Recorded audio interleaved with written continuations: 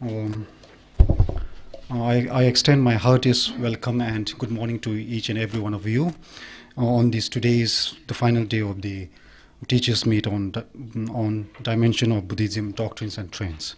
And in this 8th session, we have Professor Ambigat Datta Sharmaji from Saugar University, MP, to give a talk on the Dignaga or Dharmakirti ki Pramanam Mimamsha. So I would like to request Professor Ambigat Datta ji to kindly come on the dais. And today also we have Professor P. Gokhale ji to kindly chair this session.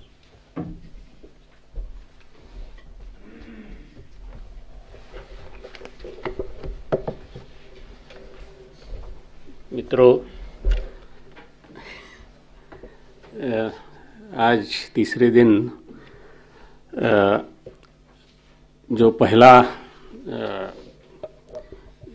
Presentation होगा वह epistemology, Buddhist epistemology पर होगा। दिग्नाग और धर्मकीर्ति का प्रमाण दर्शन या प्रमाण शास्त्र।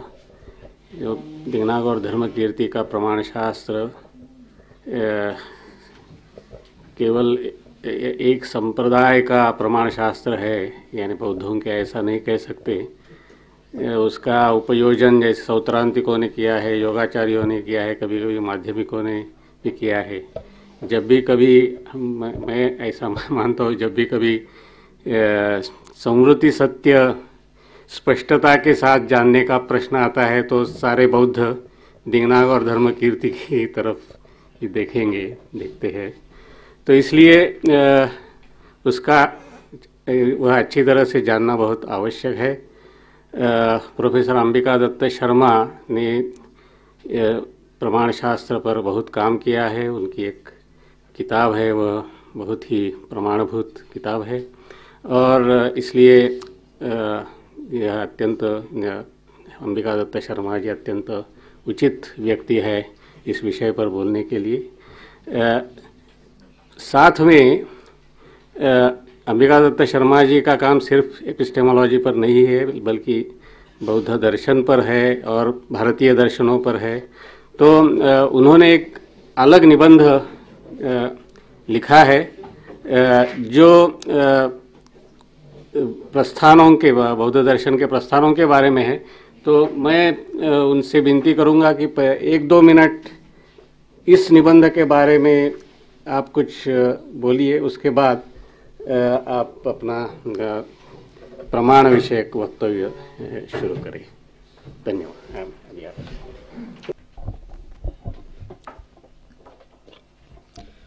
विधूत कल्पना जाल गंभीरोदार मूर्तये नमः समंत भद्राय समंत अस्फर नत्विषे।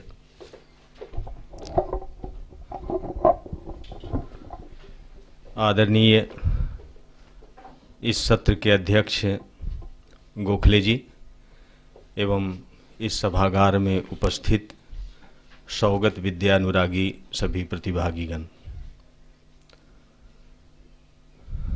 मैं अपना व्याख्यान शुरू करूं इससे पहले मैं इस संस्थान का और इस टीचर्स मीट के जो कर्णधार हैं गोखले जी एवं उनके अन्य सहयोगी, उनके प्रति मैं धन्यवाद और आभार व्यक्त करना चाहता हूं कि सारनाथ जैसे पुण्य भूमि में हम लोगों को 3 दिन यहाँ विद्वत चर्चा का अवसर दिया, बहुत बड़े बड़े विद्वानों के व्याख्यान सुनने का सुअवसर प्रदान किया और सबसे बड़ी बात कि इस पुण्य भूमि में हम लोगों को 3 दिन रहने का अवसर दिया। आज मेरी बारी है कि मैं अपनी भूमिका के साथ आपके सामने उपस्थित हूँ। गोखले जी ने मेरे व्याख्यान से पूर्व मेरे द्वारा आप लोगों को वितरित किए गए एक आलेख के संबंध में कुछ कहने के लिए मुझसे कहा। ये लेख मैंने इस टीचर्स मीट को ध्यान में रखते हुए नहीं लिखा था।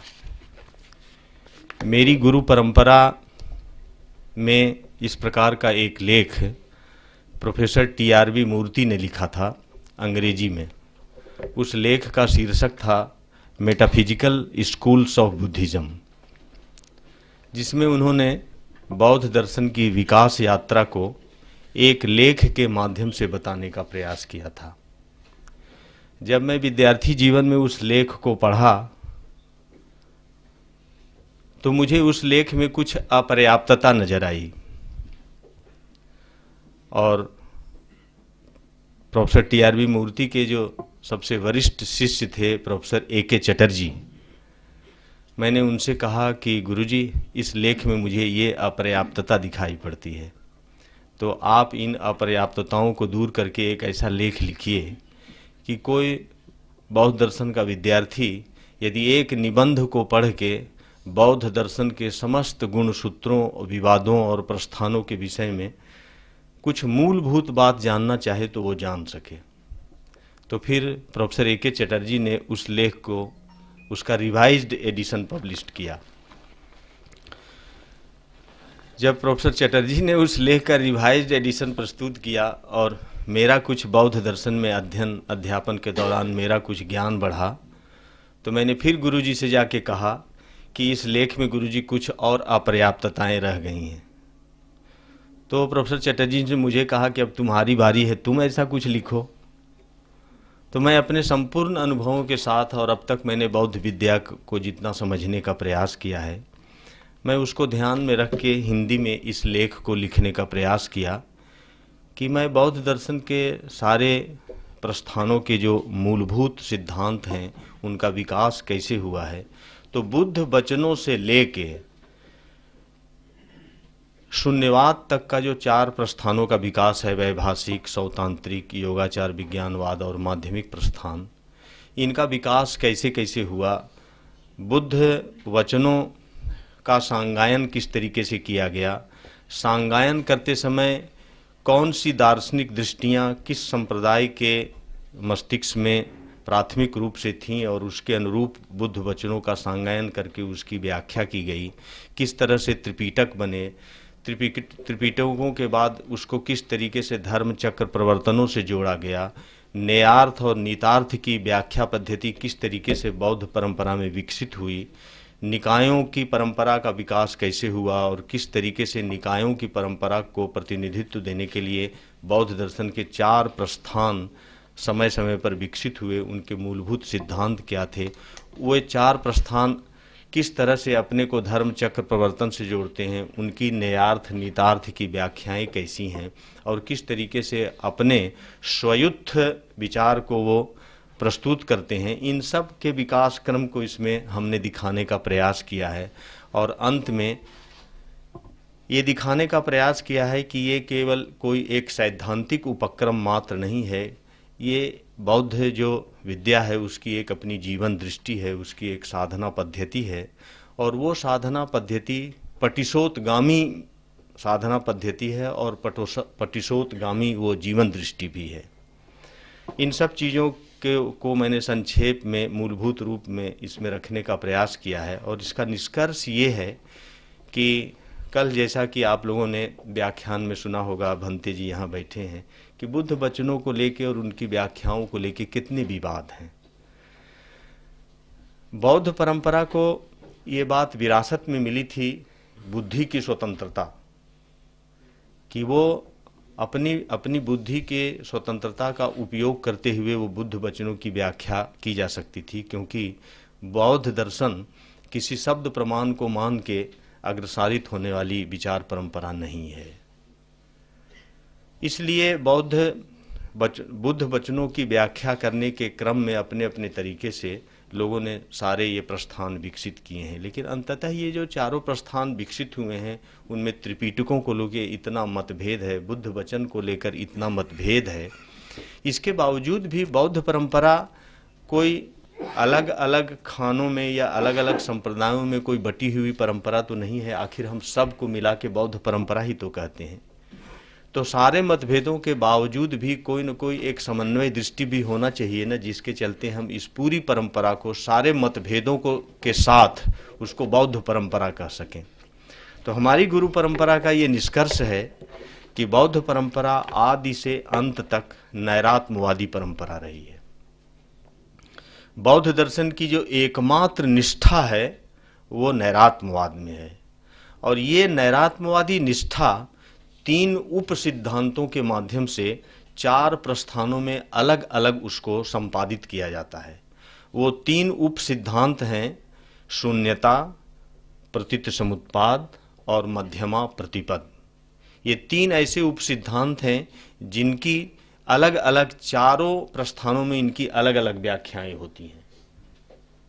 शून्यता की व्याख्या वैभाषिक, सौतांत्रिक, योगाचार और माध्यमिक संप्रदाय में अलग है।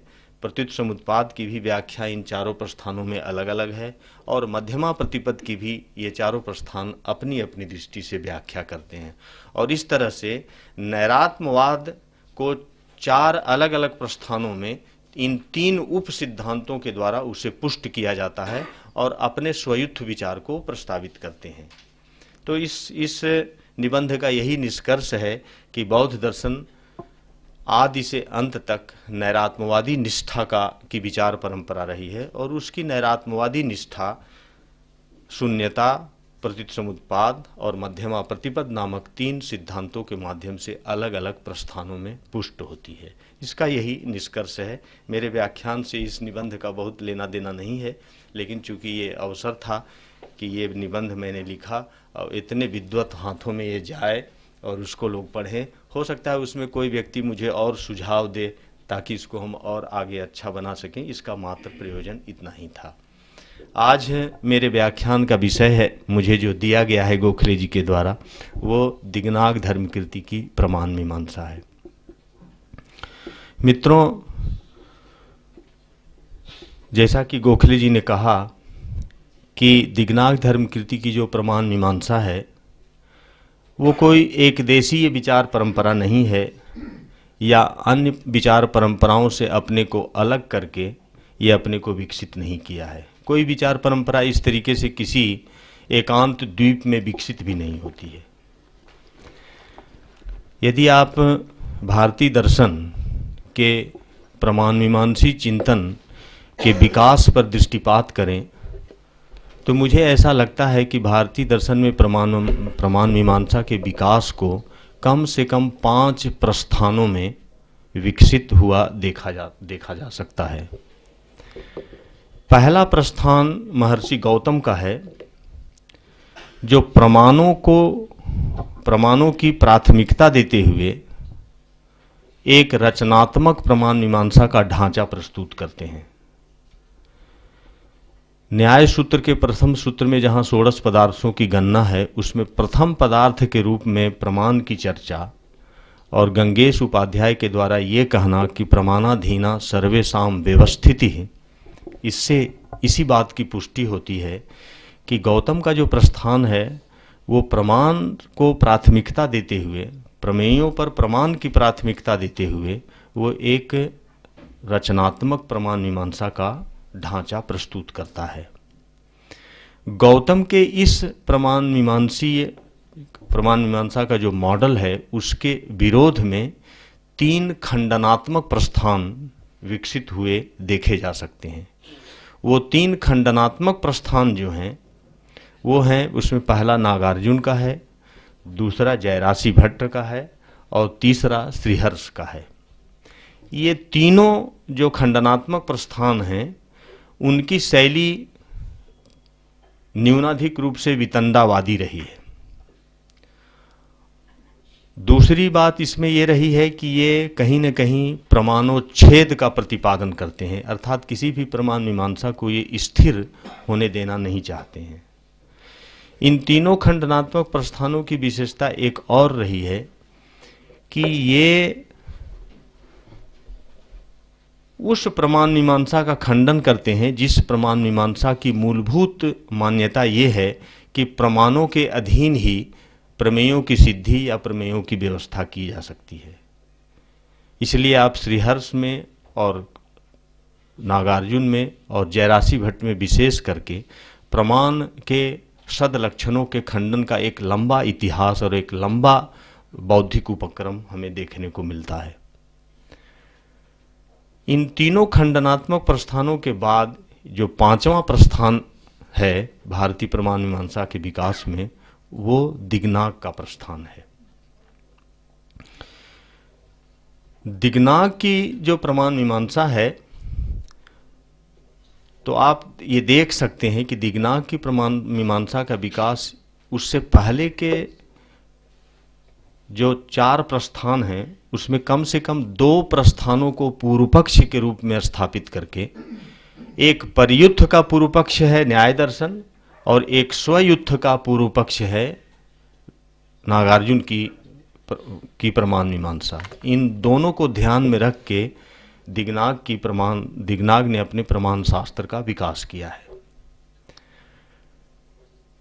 अब ये दोनों एक स्वयुद्ध पूर्व पक्ष और एक परयुद्ध पूर्व पक्ष को ध्यान में रखते हुए दिग्नाग किस प्रकार अपनी प्रमाण मीमांसा की रूपरेखा या उसकी संरचना बनाते हैं, इस बात को समझने के लिए हमें दिग्नाग के प्रमाण मीमांसा की इस पृष्ठभूमि की एक झलक कम से कम देख लेना चाहिए कि ये कैसे प्रमाण मीमांसी चिंतन को ये कैसे दिग्नाग विकसित करते हैं।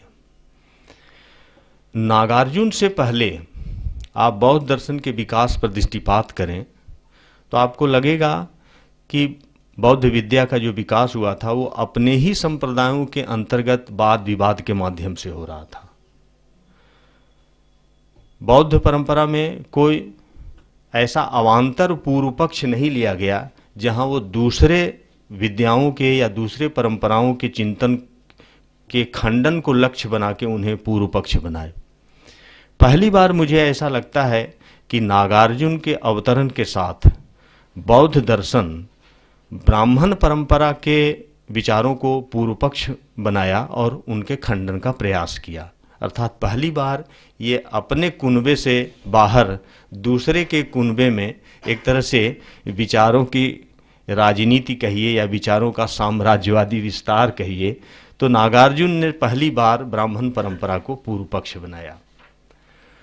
और ब्राह्मण परंपरा में जो गौतम की प्रमाण मीमांसा थी उसको पूर्व पक्ष बनाते हुए कम से कम नागार्जुन ने विग्रह व्यावर्तनी और वैदल्य सूत्र में स्पष्ट रूप से उनको पूर्व पक्ष बना के उनकी प्रमाण मीमांसा को चारों तरफ से घेर के उसको खंडन करता है। वैदल्य सूत्र में जो जिस प्रमाण मीमांसी सिद्धांतों का खंडन है और जिस तरीके का पूर्व पक्ष प्रस्तुत किया गया है, उस पूर्व पक्ष के ऐतिहासिक संदर्भ मतलब हिस्टोरिकल अपोजिशन बहुत स्पष्ट नहीं है। इसलिए मुझे ऐसा लगता है कि विग्रह व्यावर्तनी में जो पूर्व पक्ष है वो किसी दूसरी परंपरा के या ब्राह्मण परंपरा के प्रमाण मीमांसा का तार्किक पूर्व पक्ष है, वो लॉजिकल अपोजिशन है वो। लेकिन वैदल्य सूत्र कम से कम एक ऐसा ग्रंथ है जिसमें परिनिष्ठित रूप से गौतम के न्याय सूत्र अर्थात गौतम के द्वारा कृत जो लक्षण निर्देशक जो 72 सूत्र हैं उनको पूर्व पक्ष बनाया गया और वैदल्य सूत्र में तो सूत्रानुसारी उनका खंडन किया गया। वैदल्य प्रकरण में 72 सूत्र न्याय दर्शन में लक्षण सूत्र कहे जाते हैं और 72 सूत्रों में वैदल्य सूत्र का खंडन है और संभवतः 73वें सूत्र में अभिधान और अभिधेय दोनों का खंडन करते हुए वैदल्य सूत्र में नागार्जुन उपसंहार करते हैं।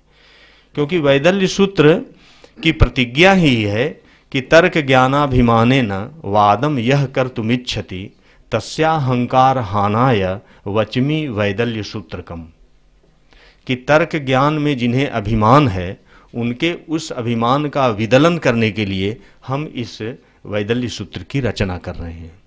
ये तर्क ज्ञानाभिमानेन वादम यह कर्तुमिच्छति, यहाँ तो तर्क में अभिमान करने वाले कौन लोग हैं? वो अन्वीक्षिकी विद्या में गौतम परंपरा के लोग हैं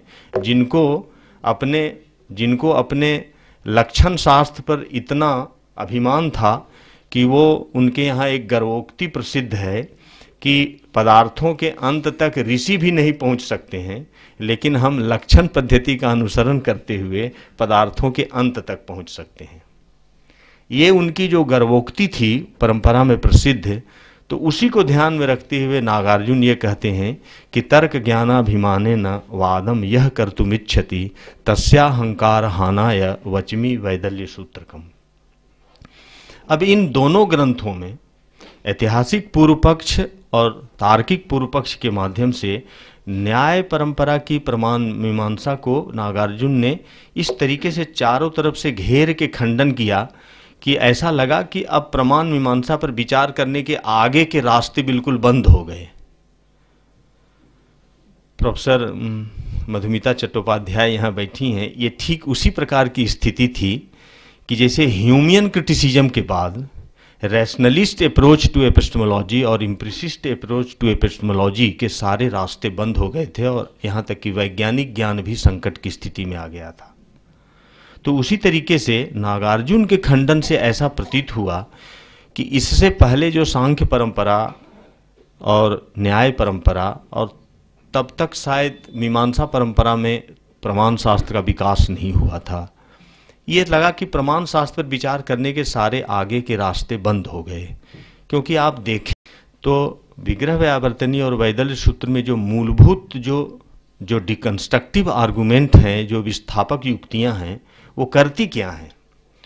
वो पहली बार ये करती हैं कि वो प्रमाण और प्रमेय के भेद पर जो आधारित होकर जिस प्रमाण मीमांसा का महल तैयार किया जाता है, तो वैदल्य सूत्र के दूसरे या तीसरे सूत्र में मितो संप्लुतत्वात् कहते हुए प्रमाण और प्रमेय के भेद को ही वो मिटा देता है। नागार्जुन मिटा देते हैं और स्पष्ट करते हैं कि ये प्रमाण और प्रमेय में जिस तरीके का भेद लेकर आप चलते हैं, उस प्रकार के भेद की प्रतिष्ठा नहीं हो सकती है। इसलिए समीक्षा करने पर प्रमाण प्रमेय का प्रमेय हो जाता है और प्रमेय प्रमाण का प्रमाण हो जाता है। मतलब वो संप्लवित लक्षण जो है वो इस तरीके से संप्लवित हो जाते हैं कि आप प्रमाण और प्रमेय में भेद की प्रतिष्ठा ही नहीं कर सकते हैं। और प्रमाण और प्रमेय में भेद की जब प्रतिष्ठा नहीं कर सकते तो आप कोई प्रमाण मीमांसा बना भी नहीं सकते हैं। जो पहली विस्थापक युक्ति है वो ये है। दूसरी विस्थापक युक्ति ये है कि यदि गौतम की प्रमाण मीमांसा की मूलभूत प्रतिज्ञा ये है कि प्रमेय सिद्धि प्रमाणाद्धि, जो सांख्य परंपरा से शुरू हुई और उसी का अनुकरण करते हुए प्रमेय सिद्धि प्रमाणाद्धि ये न्याय परंपरा में स्वीकार किया गया। यदि सब कुछ को प्रमाणों से ही सिद्ध होना चाहिए तो ये प्रश्न स्वयं प्रमाणों पर उठाया जा सकता है कि भाई प्रमाण की सिद्धि किससे होगी। और अब प्रमाण की सिद्धि के लिए यदि आप प्रमाणांतर की अपेक्षा करेंगे तो अनवस्था दोष की प्रसक्ति हो जाएगी। तो ये मूलभूत आपत्ति, मतलब दर्शन शास्त्र में आप जानते हैं कि किसी उपपत्ति पर अनवस्था को प्रस्तुत कर देना एक तरह से उस पर ब्रह्मास्त्र चला देना है। तो ये मूलभूत जो उनकी उपपत्ति थी कि प्रमाण से ही प्रमेय की सिद्धि होती है, उसी को संकटग्रस्त कर दिया गया और उसमें अनवस्था की उपपत्ति दिखा दी गई कि प्रमाण की सिद्धि आप कैसे कर सकते हैं। यदि प्रमाण सिद्धि के लिए प्रमाणांतर की अपेक्षा करेंगे तो स्वाभाविक रूप से अनवस्था दोष उत्पन्न हो जाएगा। और अनवस्था दोष ये ऐसा होगा कि आप इससे बच नहीं सकते और उस अनवस्था दोष के निराकरण के लिए जो आपको मानना चाहिए वो न्याय परंपरा मानने के लिए तैयार नहीं है। अनवस्था दोष से बचने के लिए न्याय परंपरा क्या मान सकता है? जब तक वो चित्त की स्वसंवित्ति या ज्ञान की स्वयं प्रकाशता को नहीं स्वीकार करेगा तब तक इस अनवस्था से वो बच नहीं सकता। और न्याय परंपरा ज्ञान की स्वयं प्रकाशता या स्वसंवेदन को स्वीकार करने की स्थिति में नहीं है। तो ऐसी स्थिति में ये जो मूलोच्छेदक आवश्यकता है, उनके मूल को ही उच्छेद करने वाली अनवस्था है, वो प्रसक्त ही रहती है, वहाँ बनी ही रहती है। तो दूसरी जो विस्थापक युक्ति थी वो ये थी। इस युक्ति का परिहार करने का प्रयास ऐसा नहीं कि न्याय परंपरा में नहीं किया गया है। न्याय परंपरा ने कहा कि संसार जो है ये अनादि है और प्रमाण प्रमेय की जो परंपरा चलती है वो अनादि है। जैसे एक परमाणु का विभाजन आप करने लगे तो गणितीय रूप से ये कहाँ तक ये विभाजित होगा, इसका कोई अंतिम बिंदु निर्धारित नहीं किया जा सकता है। इसलिए व्यवहार संचालन करने के लिए ये जरूरी नहीं है कि हम किसी मूलोच्छेदक अनवस्था को अपना इतना विरोधी माने कि ये हमारी सारी व्यवस्था को समाप्त कर देता है। तो नैयायिकों ने एक व्यवस्था बनाई कि नागार्जुन के द्वारा जो उपदर्शित जो अनवस्था है वो मूलोच्छेदक तो है, लेकिन मूलोच्छेदक होने के बावजूद भी वो व्यवहारोच्छेदक नहीं है। अर्थात व्यवहार का संपादन तो 3 क्षण में भी हो सकता है, इसके लिए अनंत क्षण तक जाने की जरूरत नहीं है। तो नैयायिकों ने यह व्यवस्था बनाई कि यद्यपि हमारी प्रमाण मीमांसा में मूलोच्छेदक अनवस्था है, लेकिन वो मूलोच्छेदक अनवस्था व्यवहारोच्छेदक नहीं है, और हमारा प्रयास व्यवहार का संपादन करना है। इसलिए मूलोच्छेदक अनवस्था को हम स्वीकार करते हुए भी हम अपने व्यवहार का संपादन कर सकते हैं। लेकिन यदि यहाँ थोड़ा सा रुक के सोचा जाए, ठहर के सोचा जाए कि क्या ये उत्तर न्याय परंपरा के द्वारा जो आया वो समुचित है क्या? ठीक है, व्यवहार का संपादन के लिए मूलोच्छेदक अनवस्था बाधक नहीं है, लेकिन फिर भी मूलोच्छेदक अनवस्था की एक कुछ सैद्धांतिक मांग है, उसके कुछ थ्योरिटिकल एक्सपेक्टेशन भी हैं, और जो उनके चिंतन को प्रभावित करता है। वो प्रभावित क्या करता है कि जैसे जैसे मूलोच्छेदक अनवस्था आगे बढ़ती जाती है, वैसे वैसे आप देखेंगे कि इनकी प्रमाण मीमांसा व्यवहार को छोड़ते हुए आकारिकता में, फॉर्मलिज्म में जाने लगती है। तो इनके सामने बड़ी समस्या आएगी कि जो फॉर्मल ट्रूथ है और जो इस संसार का जो ऑब्जेक्टिव ट्रूथ है, जो मटेरियल ट्रूथ है, इनके बीच में किस प्रकार का न्याय दर्शन संबंध बनाएगा।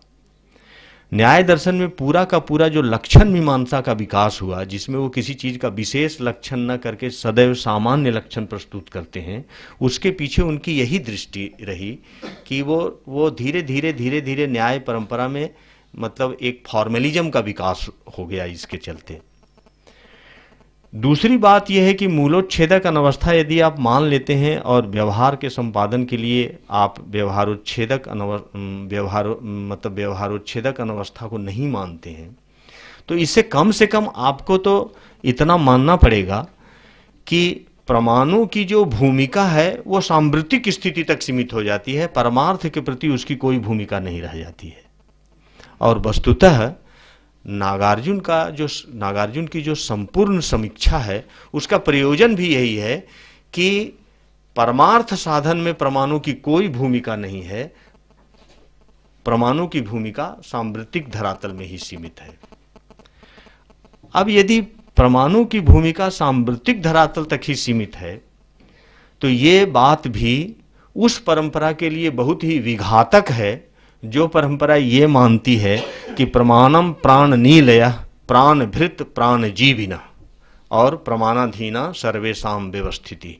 इस टेम्परामेंट या इस स्पिरिट की जो प्रमाण मीमांसा है, उसके लिए ये बात भी बहुत विघातक है कि परमाणु की भूमिका को सांवृत्तिक धरातल तक सीमित कर दिया जाए। अब नागार्जुन की समीक्षा से जब परमाणु की भूमिका सांवृत्तिक धरातल तक सीमित हो गई, तो इसलिए नैयायिकों ने भी अपने आगे के चिंतन में नागार्जुन की समीक्षा को बहुत ज़्यादा कंसीडर नहीं किया, क्योंकि उन्हें लगा कि हमारे यहाँ तो कोई परमार्थ और समृद्धि का भेद नहीं है। तो इसलिए अगर नागार्जुन की समीक्षा ये बताती है कि परमाणु की भूमिका यदि सांवृत्तिक धरातल है, तो इसी कारण से नागार्जुन की प्रमाण मीमांसी समीक्षा की बौद्धेतर परंपरा में अनदेखी की गई, मतलब उसको बहुत सीरियसली कंसीडर नहीं किया गया, उसको छोड़ दिया गया। इसीलिए कहा जाता है कि नागार्जुन एक ऐसा महान दार्शनिक है जो अपनी स्थापनाओं के चलते नहीं बल्कि अपनी आलोचनाओं के द्वारा ज़्यादा वो प्रसिद्धि प्राप्त किया है। आप सभी लोग जानते होंगे कि उदयनाचार्य कहते हैं कि माध्यमिकों का जो चिंतन है वो एक विचित्र प्रकार की मानसिक भ्रांति से ग्रस्त है। आप लोग शंकराचार्य की उस पंक्ति को भी जानते होंगे जहां उन्होंने कहा कि तस्मात् नादर क्रियते सर्व प्रमाण विप्रतिसिद्धत्वात् तस्मात् नादर क्रियते, कि ये आलोचना के भी योग्य नहीं है। ठीक है, कहने के लिए किसी को कोई मना नहीं है, जो जो चाहे वो कह सके, लेकिन वस्तु स्थिति ये थी कि यदि परमाणु की भूमिका सांवृत्तिक धरातल पर स्वीकार की गई तो बौद्ध इसकी व्यवस्था अपने अलग ढंग से कर सकते हैं, लेकिन न्याय परंपरा के लिए ये बहुत ही स्ट्रांग पूर्व पक्ष अभी तक बना रहा, क्योंकि यदि सांवृत्तिक भूमिका में परमाणु को सीमित कर दिया जाता है तो कम से कम प्रमाणों के आधार पर भी सब कुछ की सिद्धि हो सकती है, ये जो उपपत्ति है न्याय परंपरा की, ये सुरक्षित नहीं रह जाती है। इसके बाद दिग्नाग की परंपरा भी न्याय परंपरा को और नागार्जुन की दोनों परंपराओं को पूर्व पक्ष बनाती है, क्योंकि अब दिग्नाग के सामने ये समस्या है कि वो एक ऐसे प्रमाण मीमांसा का विकास करे जो न्याय परंपरा के प्रमाण शास्त्र से बिल्कुल अलग हो और बौद्ध विद्या का संरक्षक हो सके, और दूसरी तरफ जो नागार्जुन की विध्वंसात्मक समीक्षा है उससे बच के भी नागार्जुन को निकलना है और उस प्रमाण शास्त्र का विकास करना है। ये दो चैलेंजेज नागार्जुन के सामने, दिग्नाग के सामने हैं कि नागार्जुन की समीक्षाओं से भी बच के निकलना और न्याय परंपरा की जो एक विस्तृत प्रमाण मीमांसी चिंतन का इतिहास है उसके समानांतर एक बौद्ध प्रमाण मीमांसा को खड़ा करना। इसीलिए मैं कहता हूं कि दिग्नाग का जो चिंतन है वो प्रमाण मीमांसा के क्षेत्र में एक प्रकार का रिकंस्ट्रक्शन है, वो डिकंस्ट्रक्शन नहीं है बल्कि वो एक रिकंस्ट्रक्शन है। और इस रिकंस्ट्रक्टिव अप्रोच में दिग्नाग अपनी प्रमाण मीमांसा को विकसित करते हैं। दिग्नाग की प्रमाण मीमांसा का और न्याय दर्शन की प्रमाण मीमांसा का के बीच में जो वाद विवाद का इतिहास है वो इतना समृद्ध है और इतना लंबा है कि मुझे ऐसा लगता है कि यदि न्याय परंपरा और बौद्ध परंपरा के प्रमाण मीमांसीय वाद विवाद के इतिहास को यदि भारतीय दर्शन से हटा दिया जाए तो भारतीय दर्शन का मानो हृदय ही निकाल लिया जाएगा। ये भारतीय दर्शन का हार्द पक्ष है और ये कम से कम 1000 वर्षों तक के वाद विवाद का सघन इतिहास है, जिसे भारतीय दर्शन का बिल्कुल स्वर्णिम काल कहा जा सकता है, गोल्डन पीरियड कहा जा सकता है। कि वास्तव में भारतीय दर्शन का वास्तविक विकास जो हुआ वो दिग्नाग के प्रमाण समुच्चय के आने के बाद जो पूरा इंडियन फिलॉसफी का जो माहौल था वो ऐसा रिवोल्यूशनाइज्ड हुआ कि उसी के प्रयास के चलते पूरे भारतीय दर्शन में आलोचनात्मकता की, क्रिटिकलिटी की एक अद्भुत वृद्धि हुई। इसके कितने मतलब निहितार्थ इसके क्या हैं, इसके मतलब क्या क्या इसमें इस 1000 वर्षों में हुआ, उसका विस्तृत विवरण तो यहाँ नहीं दिया जा सकता। लेकिन मैं एक छोटा सा आपके सामने एक झलक प्रस्तुत करना चाहता हूँ कि इस वाद विवाद के इतिहास, जिससे इस वाद विवाद के इतिहास की गंभीरता और उसके ऐतिहासिक महत्व का केवल आपको बोध कराया जा सके। दिग्नाग अपनी प्रमाण समुच्चय में ये प्रतिज्ञा लेते हैं कि प्रमाण भूताय जगद्धि तैसिने प्रणम्य शास्त्रे सुगतायताइने कुतर्क संभ्रांत जनानुकंपया प्रमाण सिद्धिर विधिवत विधीयते। सुगत को, सर्वज्ञ सुगत को प्रणाम करते हुए, प्रमाण भूत कहते हुए वो कहते हैं कि ये कुतर्क संभ्रांत, मतलब ये संभ्रांत शब्द को अंग्रेजी में इलीट कहते हैं, तो ये ऐसे मतलब कुतार्किकों में भी ये विशेषण लगाया जा रहा है कि ये संभ्रांत कुतार्किक हैं। ये संभ्रांत कुतार्किक, आदर पूर्वक मतलब उनको कुतार्किक कहना है नैयायिकों को, कि उन पर अनुकंपा करने के लिए कुतर्क संभ्रांत जनानुकंपया प्रमाण सिद्धिर विधिवत विधीयते। हम ये प्रमाण सिद्धि की विधिवत स्थापना करते हैं। ये नैयायिक जो संभ्रांत कुतार्किक हैं उन पर अनुकंपा करने के लिए, और इस तरीके से वो प्रमाण समुच्चय के 5 परिच्छेद में भारतीय प्रमाण मीमांसा, मतलब ये कहिए कि ब्राह्मण परंपरा की, आस्तिक परंपरा की जो प्रमाण मीमांसा थी उसमें व्यापक आलोचना उसकी प्रस्तुत की गई। अब ये व्यापक आलोचना प्रस्तुत करने के पश्चात मतलब न्याय परंपरा के सामने एक चुनौती प्रस्तुत हुई। तो देखिए, बौद्ध प्रमाण मीमांसा की सूत्रकार की भूमिका में दिग्नाग आते हैं, और एक सूत्रकार अपने ग्रंथ की प्रतिज्ञा ये नहीं कर रहा है कि कोई हम बौद्ध प्रमाण मीमांसा की स्थापना कर रहे हैं। वो प्रतिज्ञा क्या है कि कुतर्क संभ्रांत जनानुकंपया प्रमाण सिद्धिर विधिवत विधि, ये सूत्रकार की प्रतिज्ञा है। आप ये ध्यान रखिए कि कि ये प्रतिज्ञा वाक्य जो है वो कुतर्क संभ्रांत जनानुकंपया को मतलब केंद्र में रखता है। यहाँ मतलब वो प्रमाण भूताय कहते हुए प्रमाण करते हुए, लेकिन वो उनका जो फोकस है वो ये है कुतर्क संभ्रांत जनानुकंपया, मतलब वो संशोधनात्मक योजना पर, रिकंस्ट्रक्टिव जो प्लानिंग है उस पर इम्फेसिस है उनका। अब इससे जो प्रमाण गौतम की प्रमाण मीमांसा का जो खंडन हुआ, उस खंडन से उस खंडन का फिर जब आगे अब न्याय परंपरा से उसको कैसे रिस्पॉन्ड किया जाएगा, तो न्याय परंपरा में जो वार्तिक ग्रंथ उद्योतकर के द्वारा लिखा गया, तो उद्योतकर वार्तिक ग्रंथ की किसी सिस्टम के डेवलपमेंट में वार्तिक ग्रंथ की क्या भूमिका होती है आप सब समझ सकते हैं। जो नहीं समझ सकते हैं उनके लिए मैं वार्तिक ग्रंथ की परिभाषा बताता हूं कि वार्तिक ग्रंथ कितना महत्वपूर्ण होता है। कि उक्तानुक्त दुरुक्ता नाम चिंता यत् प्रवर्तते तम ग्रंथम वार्तिकम प्राहुर प्रज्ञा विचक्षणा। मतलब किसी सिस्टम के डेवलपमेंट में सूत्र भाष्य से ज़्यादा महत्वपूर्ण वार्तिक ग्रंथ होता है, क्योंकि वार्तिक ग्रंथ में ही सिस्टम जो है वो सिस्टमेटिक होता है और क्रिटिकल होता है। सिस्टमेटाइजेशन और क्रिटिकलिटी किसी सिस्टम में वार्तिक ग्रंथ के मतलब लेवल पर ही आती है। और न्याय परंपरा का जो वार्तिक ग्रंथ लिखने वाले उद्योतकर भारद्वाज हैं, वो वार्तिक ग्रंथ की प्रतिज्ञा में कहते हैं कि यदक्ष पादो प्रवरो मुनीनाम समाय शास्त्रम जगतो जगात कुतार्किका ज्ञान निवृत्तिस्य हेतु करिष्यते तस्य मया निबंध।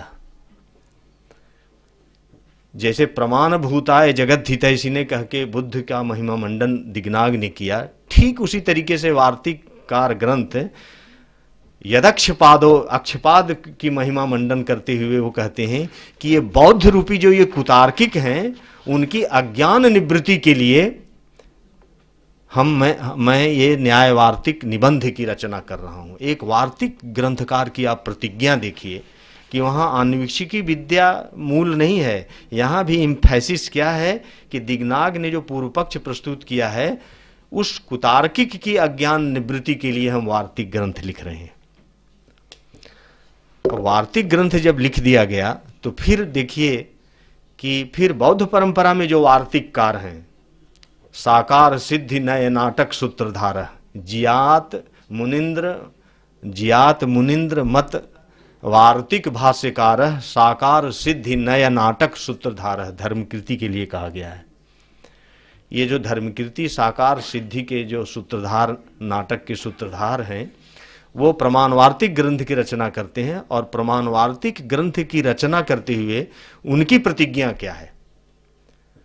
प्रायः प्राकृत शक्ति प्रतिबल प्रज्ञो जनैः केवलम नान्यर्थैव सुभाषितैः विद्वेष्ट प्रीष्यामलैः ते नायम परोपकारमिति नश्चिंता चेतस्वरिम सुक्ताभ्यास विवर्धित व्यसन मित्यत्रानुबद्ध स्पृहम। इस प्रतिज्ञा वाक्य को ध्यान दीजिए तो धर्मकीर्ति में कितनी विनम्रता है कि उनके सूत्रकार ने कहा कि कुतर्क संभ्रांत जनानुकंपया, मतलब वो संभ्रांत कुतार्कितों पर अनुकंपा कर रहे हैं वो। लेकिन धर्मकीर्ति कहते हैं कि मेरे गुरु ने, मेरे सूत्रकार ने अनुकंपा किया है तो मैं कैसे अनुकंपा कर सकता हूँ, ये गुरु की महिमा की सुरक्षा है। तो कहते हैं कि तेनायम परोपकार मिति नश्चिंता चेतस्वरिम, मैं उनका परोपकार कर सकता हूँ, ये तो मुझ में सामर्थ्य नहीं है या मैं ऐसा नहीं समझता हूँ। क्योंकि प्रायः प्राकृत शक्ति प्रतिबल प्रज्ञो जनैः केवलम नान्यर्थैव सुभाषितैः विद्वेष्ट प्रीष्यामलैः। ये पृथक जनों की आसक्ति जो है वो न्याय विद्या में होती है, और ये बौद्ध हेतु विद्या के सुनिबंधों को ये समझ नहीं सकते हैं, और समझते ही नहीं है बल्कि द्वेष भी रखते हैं। विद्वेष्ट प्रीष्यामलैः तेनायम परोपकार मिति, मैं ये नहीं समझता कि मैं जो कुछ कर रहा हूँ उनसे उनका परोपकार होगा। अनुकंपा तो सूत्रकार कर ही चुके हैं पहले से, लेकिन मैं क्या करूं?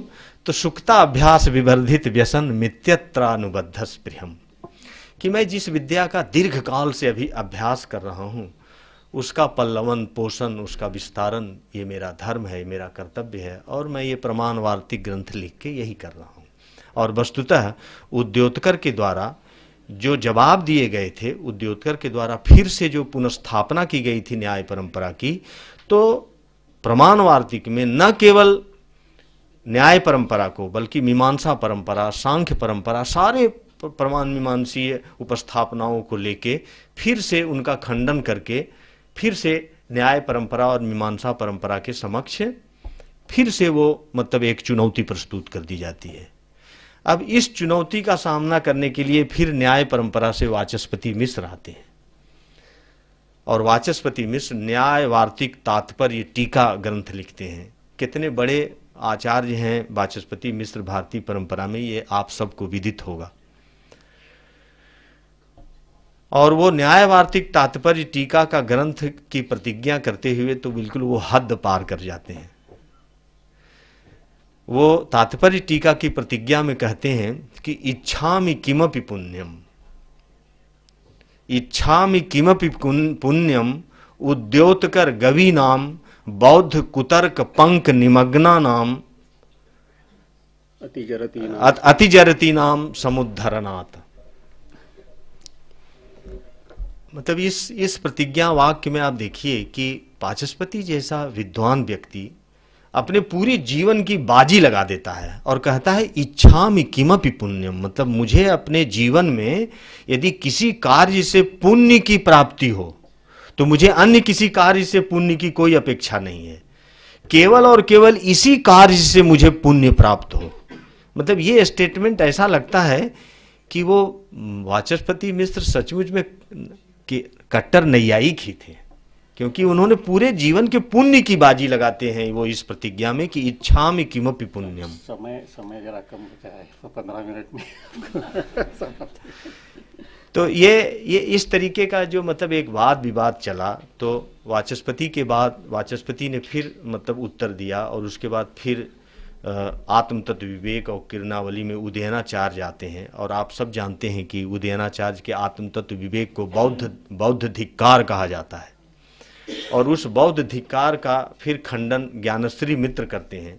और ज्ञानश्री मित्र और उदयनाचार्य के दोनों ग्रंथों को देखिए तो पंक्ति सह एक दूसरे का वो खंडन करते हैं कि जैसे ज्ञानश्री कहते हैं कि नाकार भेद मवधूय धीयोस्त वृत्ति तद्बाधने वेद नये जय हस्त्री। तो उसके खंडन में आप वो पंक्ति देख सकते हैं आत्म तत्व विवेक में कि न ग्राह्य भेद मवधूय धीयोस्त वृत्ति तद्बाधने मध्य वेद नये हस्त्री। मतलब एक में वेदांत नय को की पराकाष्ठा बताई जा रही है तो दूसरे में माध्यमिक नय की पराकाष्ठा बताई जा रही है। तो इस तरीके से वाद विवाद की एक परंपरा से आप ये समझ सकते हैं कि मतलब दिग्नाग की जो प्रमाण मीमांसा का विकास हुआ वो किस तरीके से मतलब एक सघन वाद विवाद के माध्यम से हुआ। आखिर इस सघन वाद विवाद के पश्चात दिग्नाग जो अपनी प्रमाण मीमांसा विकसित करते हैं वो इन दोनों को ध्यान में रखते हैं और दोनों को ध्यान में रखते हुए उनको अपनी प्रमाण मीमांसा को मतलब नैयायिकों के विरुद्ध में अपनी प्रमाण मीमांसा विकसित करने के लिए उनके सामने एकमात्र विकल्प रह जाता है कि प्रमाणों पर आधारित जो प्रमेय मीमांसा थी नैयायिकों की उसको इन्होंने पलट दिया और प्रमेयों पर आधारित प्रमाण मीमांसा का प्रारूप स्थापित किया और उसके आधार पर एक बौद्ध प्रमाण मीमांसा की रूपरेखा खड़ा किया। अब कहेंगे कि इस प्रारूप में नागार्जुन को किस तरह से कंसीडर करते हैं दिग्नाग, इसका कोई टेक्सचुअल एविडेंस नहीं दिया जा सकता कि नागार्जुन को दिग्नाग सामने रख रहे हैं।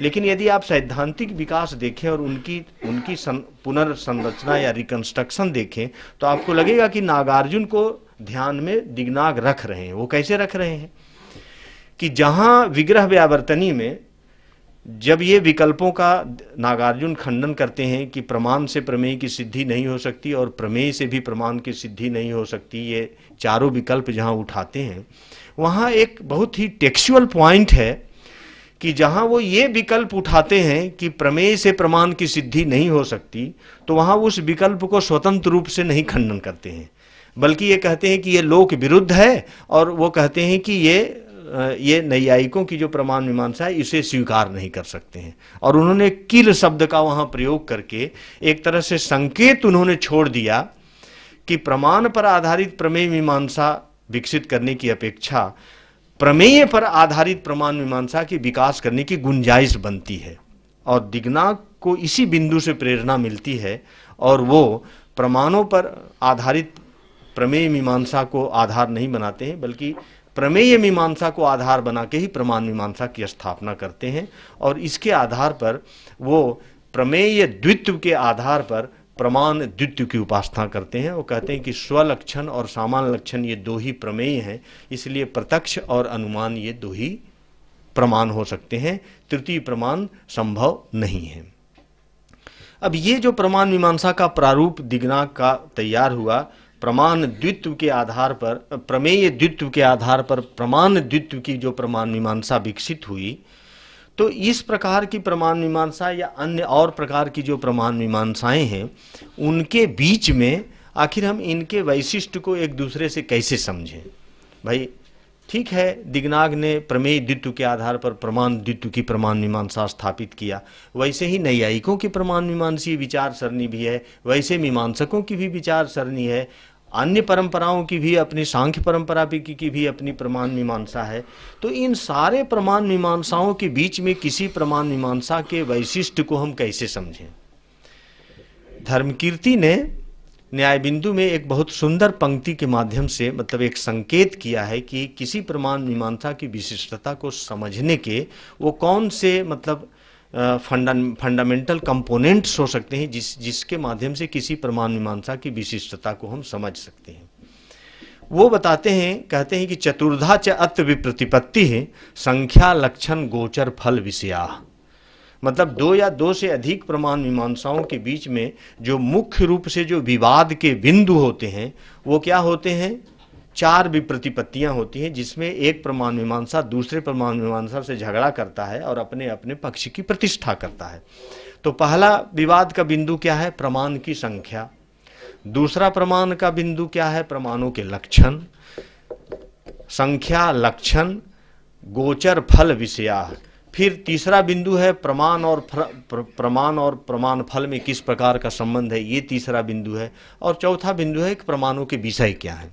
ये चार ऐसे फंडामेंटल कंपोनेंट्स हैं जिसके माध्यम से किसी भी प्रमाण मीमांसा की जो बेसिक स्ट्रक्चर है उसको समझा जा सकता है। और जब हम किसी प्रमाण मीमांसा के बेसिक स्ट्रक्चर को समझते हैं तो दूसरे प्रमाण मीमांसा से उसका क्या वैशिष्ट्य है, उसका भेद है, ये भी हमारे सामने आ जाता है। तो अब हम संक्षेप में ये देख सकते हैं कि इन चारों विप्रतिपत्तियों पर किस तरीके से ब्राह्मण परंपरा या आस्तिक परंपरा की प्रमाण मीमांसा के समानांतर दिग्नाग और धर्मकीर्ति के माध्यम से बौद्ध प्रमाण मीमांसा की एक रूपरेखा कैसे तैयार की जा सकती है। जो प्रथम विप्रतिपत्ति है संख्या विषयक विप्रतिपत्ति, यदि उसका इतिहास आप देखें पूरे भारतीय परंपरा में तो चारवाक एकल प्रमाणवादी हैं, वैशेषिक जो हैं वो द्वित्व प्रमाणवादी हैं, सांख्य जो है वो 3 प्रमाणों को स्वीकार करते हैं, नैयायिक जो है वो 4 प्रमाणों को स्वीकार करते हैं, जो मीमांसक हैं वो 5 और 6 प्रमाणों को स्वीकार करते हैं, और वेदांती भी प्रत्यक्ष, अनुमान, उपमान, अनुपलब्धि, अर्थापत्ति ये 6 प्रमाणों को मानते हैं। जो चरक इत्यादि और पौराणिक जो संप्रदाय हैं उसमें युक्ति, ऐतिह्य, संभव, इतिहास इत्यादि अन्य प्रमाणों को माना जाता है। अब ये जो प्रमाणों की संख्या को लेकर पूरे भारतीय दर्शन में विस्तार है, तो इसको ध्यान में रखते हुए दिग्नाग जो हैं वो एक आदर्श मतलब सैद्धांतिक वो पक्ष लेते हैं और वो इन सब के विरुद्ध में प्रमाण द्वित्व की स्थापना करते हैं कि प्रमाण मतलब दो ही प्रमाण मानना चाहिए, 2 से तीसरे प्रमाण की जरूरत नहीं है। अब ये जो प्रमाण द्वित्व है इसकी उपस्थापना कैसे होगी? केवल दिग्नाग के ये कह देने से तो प्रमाण द्वित्व को माना नहीं जा सकता है।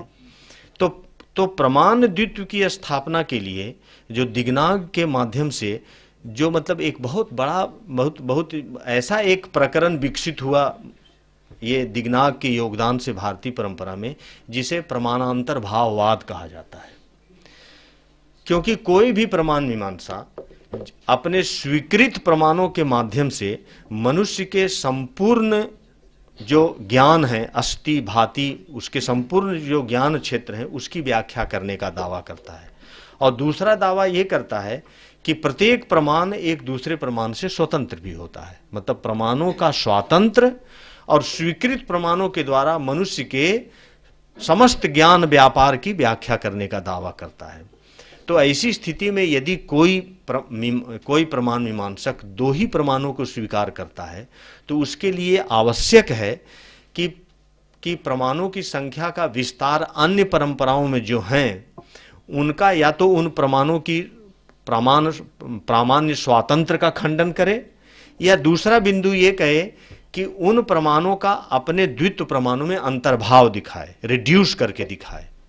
क्योंकि यदि ऐसा काम नहीं किया जाता तो ये हो जाएगा कि हम प्रमाण द्वित्व की स्थापना मनमाने ढंग से कर रहे हैं, हम अपने एपिस्टेमोलॉजिकल एस्टेब्लिशमेंट को इंस्टीट्यूशनलाइज नहीं कर पा रहे हैं।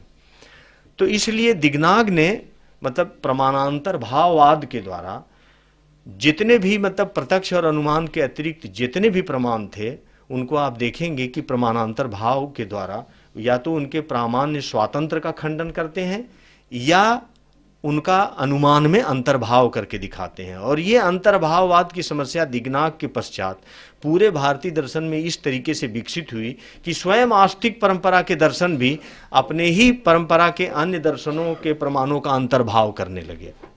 अर्थात एक ऐसा प्रकरण दिग्नाग के इस उपक्रम से भारतीय प्रमाण मीमांसी चिंतन में विकसित हुआ।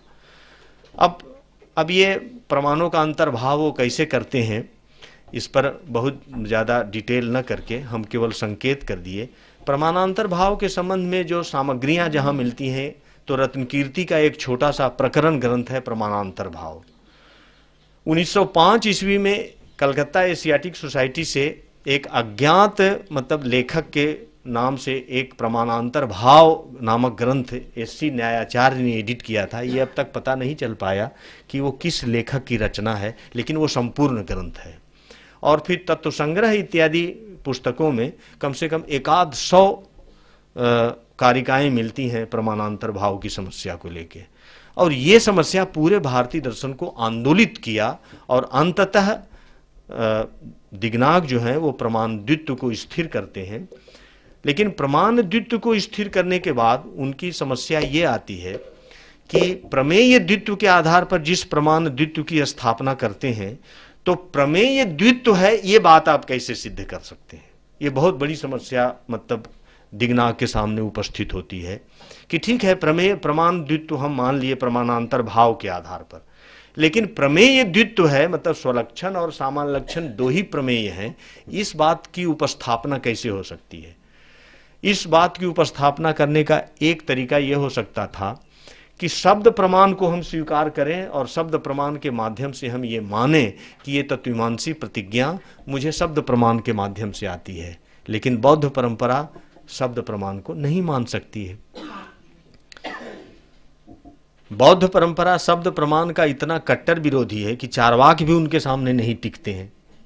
प्रायः मतलब ऐसे ही एक जो पॉपुलर अंडरस्टैंडिंग है वो ये है कि चार्वाक परंपरा शब्द प्रमाण का विरोध करने वाली परंपरा है, लेकिन वास्तविकता ये है कि शब्द प्रमाण का घनघोर विरोध करने वाली परंपरा बौद्ध परंपरा है। क्यों बौद्ध परंपरा मतलब शब्द प्रमाण का सर्वांशतः विरोध करती है? उसके पीछे उनकी मूलभूत दृष्टि ये है कि शब्द के प्रमाण होने के लिए जो न्यूनतम अपेक्षा है वो ये है कि शब्द और अर्थ के बीच में कोई संबंध हो। यदि शब्द और अर्थ के बीच में कोई संबंध नहीं है तो यदि लैंग्वेज जो है वो रियलिटी को रिप्रेजेंट करती है तो उसमें कोई संबंध होना चाहिए। अब बौद्ध परंपरा प्रारंभ से ही ये कहती है कि यो अर्थो बुद्धो प्रकाशते प्रमाणम तत्र शब्दस्य नार्थ तत्व निबंधनम, कि शब्द और अर्थ में कोई संबंध ही नहीं है तो शब्द किसी अर्थ के प्रति प्रमाण होने का दावा कैसे कर सकता है? इसलिए न तो पारमार्थिक स्थिति में और न तो व्यवहारिक स्थिति में, किन्हीं भी स्थितियों में शब्द जो है वो किसी अर्थ के प्रति प्रामाण्य का दावा नहीं कर सकता है, क्योंकि शब्द और अर्थ में कोई संबंध नहीं है। शब्द जो है वो विकल्प की दुनिया हमारे सामने प्रस्तुत करता है, वो विकल्पों की दुनिया प्रस्तुत करता है शब्द के माध्यम से। विकल्प योनयः शब्दा विकल्पाः शब्द योनयः, कि शब्द जो है वो विकल्प की दुनिया प्रस्तुत करते हैं और विकल्पों की दुनिया शब्द में प्रस्तुत होती है। ये तो इसलिए शब्द प्रमाण का जो मतलब जो सर्वांशतः विरोध है वो बौद्ध प्रमाण के द्वारा है। तो जब शब्द प्रमाण का इतना विरोधी परंपरा बौद्ध परंपरा है, तो ये प्रमाण द्वित्व की उपस्थापना को वो कहीं से शब्द प्रमाण के माध्यम से बौरो नहीं कर सकते हैं। ये एक बौद्ध प्रमाण मीमांसा की एक ऐसी आधारभूत समस्या है, यही कहिए कि ये कमजोर बिंदु है कि आखिर प्रमाण द्वित्व की उपस्थापना वो कैसे करेंगे। धर्मकीर्ति ने इस समस्या के समाधान के लिए बड़ा उत्तम प्रयास किया और उन्होंने इसको किसी तरीके से मतलब फिलोसफाइज करके अपने इस प्रतिज्ञा को कि प्रमेय द्वित्व कैसे हम मतलब अपने विचार के मूल में, अपने विचार के केंद्र में रखें, इसके लिए धर्मकीर्ति ने प्रयास किया। और ये प्रश्न उठा के उसका उत्तर देते हैं कि शक्त्युत्थितः अर्थ क्रियायाम केशादिर्नार्थो अनर्थाधिमोक्षतः सदृशा सदृशत्वाच्च विषया विषयत्वतः शब्दस्य अन्य निमित्तानाम भावे धीसद सत्वतः। वो कहते हैं कि हम यदि अपने सामान्य अनुभव का विश्लेषण करें तो दुनिया में मुझे चारों तरफ म्यूचुअली एक्सक्लूसिव कैटेगरीज मिलते हैं, द्वैरास्य मिलता है मुझे। वो द्वैरास्य को वो बांटते हैं सक्त और असक्त में, सदृश और असदृश में, शब्द के विषय और अविषय में, बुद्धि के विषय और अविषय में। अब ये जो 4 क्राइटेरिया हैं ये इतने कॉम्प्रिहेंसिव हैं कि इसमें मतलब मनुष्य के ज्ञान का संपूर्ण अस्ति और भांति क्षेत्र जो है वो इसमें समाहित हो जाता है। जो कुछ चीज़ें सक्त होती हैं, कुछ चीज़ें असक्त होती हैं। जो सक्त है वो स्वलक्षण है, जो असक्त है वो सामान्य लक्षण है। कुछ चीज़ें असदृश विलक्षण होती हैं और कुछ चीज़ें सदृश होती हैं, सालक्षण्य होता है। तो जो विलक्षण है वो स्वलक्षण है और जो सालक्षण्य है वो सामान्य लक्षण है। कुछ चीज़ें शब्द के माध्यम से कही जाती हैं, कुछ चीज़ें शब्द के माध्यम से नहीं कही जा सकती हैं। जो शब्द के माध्यम से नहीं कहा जा सकता है वो स्वलक्षण है, जो शब्द के माध्यम से कहा जाता है वो सामान्य लक्षण है। कुछ चीज़ें हमारी बुद्धि के पकड़ में आती हैं, कुछ चीज़ें बुद्धि की पकड़ से बाहर चली जाती हैं। जो बुद्धि की पकड़ से बाहर चली जाए वो स्वलक्षण है, जो बुद्धि के पकड़ में आ जाए वो सामान्य लक्षण है। तो ये एक तरह से धर्मकीर्ति ने उपक्रम करके प्रमेय द्वित्व की 5 मिनट में, ठीक सर, ये प्रमेय द्वित्व की उपस्थापना को वो प्रस्तुत करते हैं। और इस तरीके से वो एक तरह मतलब ये जो प्रथम विप्रतिपत्ति है प्रमाण संख्या की विप्रतिपत्ति को इस तरीके से बौद्ध परंपरा में आगे बढ़ती है, संचालित होती है। दूसरी विप्रतिपत्ति लक्षण विषयक विप्रतिपत्ति थी। लक्षण विषयक विप्रतिपत्ति को लेके प्रत्यक्ष और अनुमान दोनों प्रमाणों का वो लक्षण करते हैं। प्रत्यक्ष प्रमाण के लक्षण में आप सभी जानते हो प्रत्यक्षम कल्पना पोढ़म अभ्रांतम, ये मतलब सुप्रसिद्ध लक्षण है। दिग्नाग प्रत्यक्षम कल्पना पोढ़म के रूप में ही प्रत्यक्ष को परिभाषित किए थे। दिग्नाग ने उसमें अभ्रांत शब्द लगाया। अभ्रांत शब्द लगाना इसलिए जरूरी था, माना जाता था कि दिग्नाग ने 3 प्रकार की भ्रांतियों को स्वीकार किया था जिसको प्रत्यक्षाभास कहते हैं। लेकिन धर्मकीर्ति ने एक सतैमरिक ज्ञान की भ्रांति को एक चौथे भ्रांति के रूप में प्रस्तुत किया और ये सिद्ध किया कि ये चौथे प्रकार का जो प्रत्यक्षाभास होता है वो निर्विकल्पक होता है। इसलिए उससे व्यावृत्ति करने के लिए प्रत्यक्ष की परिभाषा में अभ्रांत शब्द लगाना जरूरी था। अनुमान की जब वो लक्षण करते हैं तो अन्य परंपराओं से विशिष्ट जो अनुमान का लक्षण धर्मकीर्ति प्रस्तुत करते हैं कि अनुमेये अथ तत्तुल्ये सद्भावो नास्तिता असति। ये लक्षण इतना जबरदस्त लक्षण है कि उद्योतकर ने कहा कि ये लक्षण जो है वो हेतुवार्तिक है। दिग्ना मतलब उद्योतकर इतना महत्व देते हैं इस लक्षण को, कहते हैं ये तो हेतुवार्तिक है। और दुर्वेक मिश्र ने उस हेतुवार्तिक के अभिप्राय को स्पष्ट करते हुए कहा कि एक पद पर्युदास और द्विपद पर्युदास विधि से ये लक्षण बनता है। मतलब अनुमेये अथ तत्तुल्ये सद्भावो नास्तिता असति। इसमें 3 पद हैं, अनुमेये अथ तत्तुल्ये सद्भावो नास्तिता असति, ये 3 पद हैं इसमें। तो 1 पद पर्युदास और द्विपद पर्युदास ये कोई बौद्ध परंपरा की मतलब एक प्राचीन विधि रही होगी। 1 पद पर्युदास मतलब आप 1 पद को हटा के 2 पद का लक्षण में प्रयुक्त 2 पदों का ग्रहण करके लक्षण बनाइए, तो इस तरीके से 3 लक्षण बनेंगे। 1 पद को हटाते जाएं, 2 पद को ग्रहण करते जाएं, तो 3 पदों से आपको 3 लक्षण बनेंगे। फिर द्विपद पर्युदास कीजिए कि लक्षण से 2 पद हटा दीजिए, तब भी 3 लक्षण बनेंगे। और इस तरीके से धर्मकीर्ति ने यह बताया कि इस तरीके से 6 लक्षण बनते हैं। ये 6 लक्षण जो है वो दुष्ट लक्षण है, और जो 7वां लक्षण बनेगा इससे वो बनेगा अनुमेये अथ तत्तुल्ये सद्भावो नास्तिता असति। ये जो 7वां लक्षण है ये सिद्धांत लक्षण है अनुमान का। तो इस तरीके से ये दूसरी विप्रतिपत्ति जो है वो प्रत्यक्ष और अनुमान के अपने लक्षण के द्वारा ये अग्रसारित करते हैं। तीसरी जो विप्रतिपत्ति है वो उसके माध्यम से भी भारतीय चिंतन में मतलब एक नए प्रकार की मतलब एक जैसा लगा कि जैसे एक आंदोलन खड़ा हो गया हो, वो है प्रमाण और प्रमाण फल के विवाद को लेकर।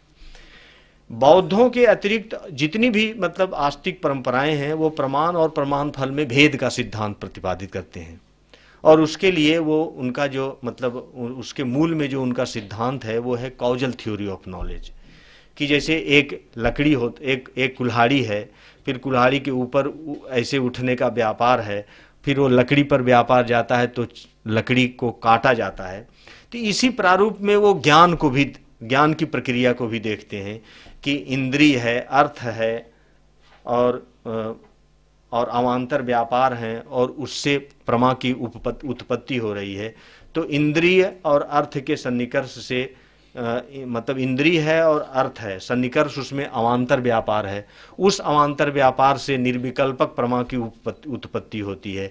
फिर इंद्रिय कारणता के बाद फिर सन्निकर्ष कारणता आ जाती है। अर्थ और मतलब इंद्रिय कारणता के बाद अर्थ कारण हो जाता है, फिर अवान्तर व्यापार बदल जाता है, फिर सविकल्पक प्रमा की उत्पत्ति होती है। इस तरीके से एक कॉजल थ्योरी ऑफ नॉलेज के रूप में ये एक प्रमाण और प्रमाण फल में भेद की स्थापना करते हैं। और इसके पीछे क्या है कि कॉजल थ्योरी ऑफ नॉलेज में प्रमाण और प्रमेय में उत्पाद्य उत्पादक संबंध बनता है, भाव बनता है। लेकिन ठीक इसके विपरीत बौद्ध परंपरा में प्रमाण और प्रमाण फल के अभेद को स्वीकार किया गया, क्योंकि यहाँ जो मतलब प्रमाण का लक्षण है वो सारूप्य है, और सारूप्य जो है वो ज्ञानात्मक स्थिति है, और सारूप्य में ही मतलब उसका सारूप्य में ही प्रमाण और प्रमाण फल का व्यवस्थापक भाव उत्पन्न हो जाता है। वो कोई उससे प्रमाण फल जो है वो प्रमाण से अतिरिक्त, उससे बाहर या उसका अतिक्रामी कोई चीज नहीं है, बल्कि ये सारी प्रक्रिया साकार ज्ञानवाद या सारूप्यवाद के माध्यम से ज्ञान के अंतर्गत ही प्रतिफलित होती है, और वही सारूप्य में मतलब स्वाकार और अर्थाकार के रूप में प्रमाण और प्रमाण फल का व्यवस्थापन हो जाता है। जो चौथी विप्रतिपत्ति है वो है प्रमाणों के विषय को लेके। तो प्रमाणों के विषय को लेके आप आस्तिक परंपरा में देखेंगे कि प्रत्यक्ष और अनुमान के जो विषय हैं वो कहीं व्यक्ति है, कहीं जाति है, कहीं व्यक्ति विशिष्ट जाति है, कहीं जाति विशिष्ट व्यक्ति है, कहीं विशेष और सामान्य का आश्रय व्यक्ति है, कहीं वेदांत में महासामान्य ब्रह्म है। इन सारी विप्रतिपत्तियों का खंडन करके चतुर्थ विप्रतिपत्ति में दिगनाग और धर्मकीर्ति अपने प्रमाणों के विषय को केवल स्वलक्षण और सामान्य लक्षण में संग्रहित करके इसका उपसंहार करते हैं। अब मित्रों ये प्रश्न उठता है कि इस प्रकार का जो उपक्रम है, तो कोई किसी के मन में ये प्रश्न आ सकता है कि इस प्रकार के उपक्रम को हम बौद्ध उपक्रम कैसे कहें, ये बुद्धिस्ट एपिस्टेमोलॉजी ही इसको क्यों कहा जाए। तो उसके पीछे दृष्टि ये है कि स्वलक्षण और सामान्य लक्षण की उपपत्ति धर्मकीर्ति ने जिस तरीके से प्रस्तुत किया 4 क्राइटेरियन के द्वारा, वस्तुतः उससे उसकी उपपत्ति पूर्णतया सिद्ध नहीं होती है। इसलिए नहीं सिद्ध होती है कि स्वलक्षण परमार्थ सत्य है और सामान्य लक्षण संवृत्ति सत्य है, ये कोई अनुभविक ज्ञाता या विज्ञाता इस बात की गवेषणा नहीं कर सकता है। स्वलक्षण की परमार्थ सत्यता, परमार्थ सत्ता और स्वलक्षण की सामान्य लक्षण की सांवृतिक सत्यता की घोषणा कोई सामान्य ज्ञाता या सामान्य प्रमाता के द्वारा नहीं की जा सकती है। क्यों? क्योंकि जब स्वलक्षण है तो सामान्य लक्षण नहीं है, और जब सामान्य लक्षण है तो स्वलक्षण नहीं है। तो हमें स्वलक्षण परमार्थ सत्य है और सामान्य लक्षण संवृत्ति सत्य है, इस बात की गवेषणा करने के लिए हमें एक ऐसे ज्ञाता की जरूरत है जो सामान्य लक्षण और स्वलक्षण को दोनों को एक साथ युगपत रूप से जानता हो। और सामान्य लक्षण और स्वलक्षण को युगपत रूप से जानने की क्षमता किसी सामान्य ज्ञाता या प्रमाता में नहीं हो सकती है। ये मेरे ज्ञानात्मक जो सीमा है उसका, ये अपेक्षा उसका अतिक्रमण कर जाती है। स्वलक्षण और सामान्य लक्षण के परमार्थ सत्य और संवृत्ति सत्य होने की गवेषणा कोई सर्वज्ञ पुरुष ही कर सकता है, और वो सर्वज्ञ पुरुष जो हैं वो प्रमाण भूताय जगद्धितैषी ने प्रणम्य शास्त्रे सुगताय ताईने, वो भगवान बुद्ध हैं। और उन्हीं के इस दृष्टि को आधार बना के दिग्नाग ने एक प्रमाण शास्त्र को विकसित करने का प्रयास किया, जो संपूर्ण बौद्ध विचार के लिए और बौद्ध प्रस्थानों के लिए उपयोगी सिद्ध हुआ है। थोड़े परिवर्तन करने के बाद मतलब अपने अपने ढंग से उसकी व्याख्या करते हैं, और इसमें प्रमुख योगदान तर्कपुंगव दिग्नाग का और साकार सिद्धि नए नाटक सूत्रधार धर्मकीर्ति का रहा है। धन्यवाद। बहुत बड़ा विषय 1 घंटे में पूरा करना बहुत ही कठिन काम था, और ऐसे ही कठिन काम हमने सारे वक्ताओं को दिए हैं। हर एक विषय ऐसा है कि जो घंटों तक या पूरा कोर्स उस पर हो सकता है, लेकिन हम कह रहे हैं कि 1 घंटे में आप उसका प्रतिपादन करो और फिर उस पर चर्चा होगी। अब चर्चा के लिए कुछ 20 मिनट है, तो ज़रूर अपने प्रश्न या प्रतिपादन कीजिए। पहले मेरा एक क्वेश्चन है, यहाँ से बोल रहा हूँ।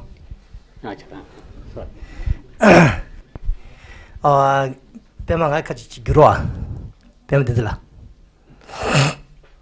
나나 콩들 막 처음에 나다 뒤로와 가서 그래 다 지난 얘기서 아주 제배나 지난 얘기 처음에 장도주지 송송아 뒤 나라야 니 뒤지 셰드도스 다도 처음에 장 찍도 수제 다 나고 많이 봤죠. rồi nó có mấy vật dụng chích chế, thế này xôm chế, thế này xí đằng xí chế, rồi thế này xí chế, thế này ngã đã thu, sinh ta ngã rồi thu gì vậy, ngã gì vậy, còn ngã đã thu in chỉ xong à, ngã được bắt thu được bớt, chúc gì được bớt xin chích đồ à, chả là cái vật chúc gì đồ à, đi cái năng lượng này, anh 초다 얘기 되베기 무슨 참마단 제바 참만 얘기 나올로야 뒤바 가서요래 디나라 마디버치네 참만 마인데 고난 얘기 룰라 디 가서요래 스티바 찍제 okay या इनका नाम भी आप पहले बताइए। जी Geshe यारफेल professor in मूलशास्त्र यहाँ cuts में हैं और आप भी प्रमाण के बड़े अच्छे विद्वान हैं। आपका एक छोटा सा प्रश्न है कि जो आपने 4 क्या कहते हैं विप्रतिपत्तियाँ जो बताई थी, जिसमें संख्या की विप्रतिपत्ति, जिसमें आपने कहा कि जो 1 मानने वाले हैं, 2 मानने वाले हैं प्रमाण और 3 मानने, 4 वाग 1 मानता है, न्यायिक 2 मानता है, वैशेषिक 2 मानता है, सांख्य 3 मानते हैं, न्यायिक 4 मानते हैं, मीमांसक हम लोग 5 मानते हैं, आपने 5-6 कहा, और वेदांत 6, उसके बाद चरक आदि जो है 11 मानते हैं। तो आपका प्रश्न ये है कि जो दिग्नाग और धर्मकीर्ति जो 2 प्रमाण मानते हैं, तो क्या इन जो ये अधिक प्रमाण मान रहे हैं, क्या इनका समन्वय 2 प्रमाणों में, इन 2 प्रमाणों में हो जाता है, प्रत्यक्ष अनुमान में हो जाता है कि नहीं? हाँ, कितने संग्रहित हो जाते हैं और कितने संग्रहित नहीं होते हैं? प्रमाणांतर भाव को लेके जो टेक्स्ट लिखे गए जैसे रत्नकीर्ति का प्रमाणांतर भाव प्रकरण एक छोटा सा टेक्स्ट है और प्रमाणांतर भाव एक दूसरा टेक्स्ट है, और तत्व संग्रह जो है उसमें जहाँ प्रमाणांतर भाव की चर्चा है, तो उस समय तक जितने प्रमाण संख्याओं का विकास हो चुका था, बौद्ध प्रमाण शास्त्र के लिए ये बाध्यता है कि उन सभी का अंतर्भाव वो प्रत्यक्ष और अनुमान में दिखाएं, क्योंकि जब तक वो अंतर्भाव नहीं दिखाएंगे तब तक बौद्ध प्रमाण शास्त्र अब व्याप्ति दोष से ग्रसित मुक्त नहीं हो सकता है। क्योंकि यदि आप किसी प्रमाण का अंतर्भाव अपने किसी प्रमाण में नहीं दिखाएंगे तो उस प्रमाण के द्वारा जो जाना जाता है वो आपके प्रमाण से बाहर चला जाएगा, तो आपका प्रमाण, आपकी पूरी प्रमाण मीमांसा अव्याप्त हो जाएगी। इसलिए संपूर्ण अगर आज 11 प्रमाणों के अतिरिक्त यदि विकास क्रम में कोई कहे कि आज 20 प्रमाण हो गए हैं, तो अब हम लोगों का ये दायित्व है कि उन 20 प्रमाणों का अंतर्भाव करके हम प्रत्यक्ष और अनुमान में दिखाएंगे। और ला पेजे दी ngazu dinjole ya changma dinal du maris do do song ani रत्नकीर्ति की परमानंतर भाव से अच्छी समझ sama दी भर दो यानी मतलब समय थकोना ये नाला दी पर शेवा दी भर दो ला दिमोल समय खर्च थारगे ना युदो खांगा नी समय ये नाला चिबोए छाड़ बोलेस भर दो चिरो बेना समय खर्च थारगे ना ती समय ना du do skorbe ale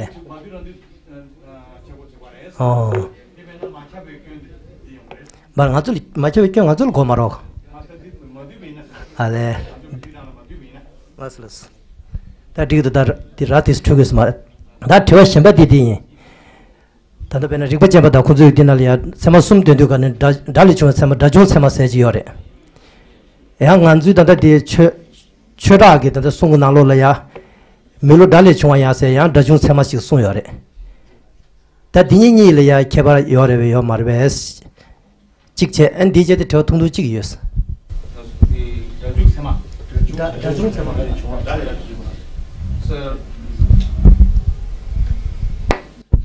वैशेषिकों में एक शब्द से उत्पन्न प्रमाण, शब्द उत्पत्ति प्रमाण करके आता है, और वही हमारे ये क्या कहते धर्म कीर्ति के उसमें भी इसके बारे में आता है। तो इन दोनों में भी वैशेषिक शब्द प्रमाण मानते ही नहीं है, वो तो प्रत्यक्ष और अनुमान को ही मानते हैं। ऋग्वेद चंबा न्याय मीमांसा की बात करें, सॉरी ये वैशेषिक लाएंगे छठावा न्यायिका की बात कर रहे हैं। शब्द प्रमाण जी, तो शब्द प्रमाण का खंडन कैसे करते हैं वो? नहीं, उनका कहना है कि न्यायिकों में जो शब्दोत्पत्ति प्रमाण शब्द प्रमाण मानते हैं और धर्मकीर्ति ने जो शब्द प्रमाण माना है, धर्मकीर्ति शब्द प्रमाण खंडन किया है।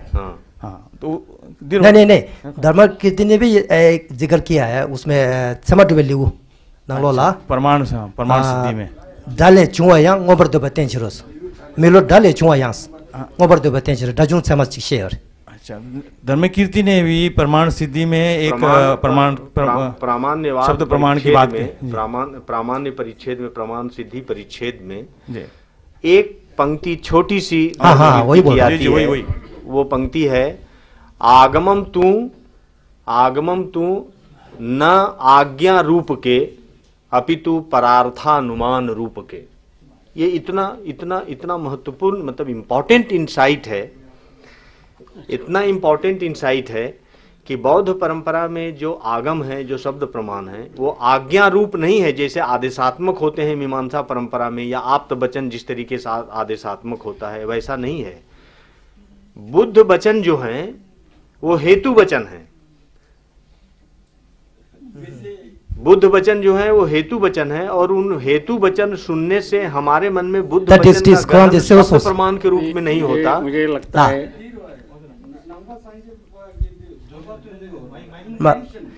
मारे बारे ताले खोना सोया तारा रे जा गुंजेन तो छे बस हेतु लाए दी गुंजेरवा तारवा। ये अगर शब्द प्रमाण है तो उसका अंतर्भाव अनुमान में ही होगा। स्वतंत्र प्रमाण के रूप में बौद्ध कभी भी अनुमान शब्द प्रमाण नहीं मानेंगे। नहीं मानता है, ये मैं नहीं बोल रहा कि मानता है, लेकिन उसमें वो उसका शब्द जिक्र किया है, उसका वोट ठीक, तो उसमें क्या फर्क है, मैं ये पूछ रहा हूँ। यही तो है प्रयोग कि किया दूसरे में जो शब्द हैं वो विधि रूप शब्द हैं, आज्ञा रूप शब्द हैं, आदेशात्मक रूप से शब्द प्रमाण है। नहीं, वो ये आगम से संबंधित वाला नहीं पूछ रहे थे। जो प्रमाण सिद्धि में जो है शब्द अन्यत्र जो है शब्द प्रमाण मानते हैं, क्योंकि शब्द और अर्थ का जो है वो अनअवॉइडेबल वो रिलेशन होता है। लेकिन मैं यही कह रहा था कि बोधों में सिर्फ यह है कि शब्द प्रमाण इस रूप में है, वो जो इंटेंशन को दिखाती है, इसलिए शब्द प्रमाण का है। अन्यथा शब्द और अर्थ का कोई अनअवॉइडेबल रिलेशन होने के विकल्प को प्रस्तुत करता है, वो सत्य को प्रस्तुत नहीं करता है। हम दूसरे प्रश्नों की तरफ जाएंगे अभी। एक छोटा से एक साहब कहिए, पूछ रहा हूँ दादा दिस दुआ नहीं, हमसे उनसे कहिए कि प्रश्न ही न पूछें, अगर कोई विशेष जानकारी उनके पास हो, वो शास्त्र के व्यक्ति हैं, तो हम लोगों को बताएं। वो नहीं, समय थोड़ा होने से आप और 3 लोग हैं, 3 हाथ ऊपर उठे हैं। जी, 1 2 3 तो ठीक, ज्ञान प्रकाश जी मैडम को